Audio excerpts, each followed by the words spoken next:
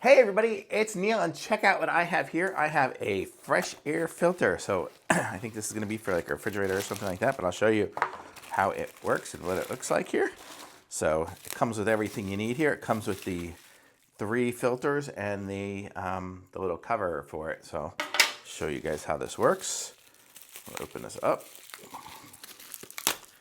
And it should be a really nice carbon filter. Here we go. You can kind of see, I can sort of see through it. You see little dots and stuff like that, but it is carbon infused filter, stuff in here. So you've got these, and then I'm gonna guess it's gonna go into the little carbon filter, place there.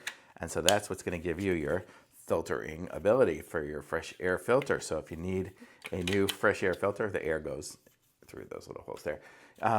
But you can pick up one of these and you will be good to go. So pretty cool, super easy to install, and the air will go in there and you'll have nice filtered air. So super cool. Nice little set. You get 3 filters, so that's good. So it'll last you a little while. So I like this. Thumbs up for sure.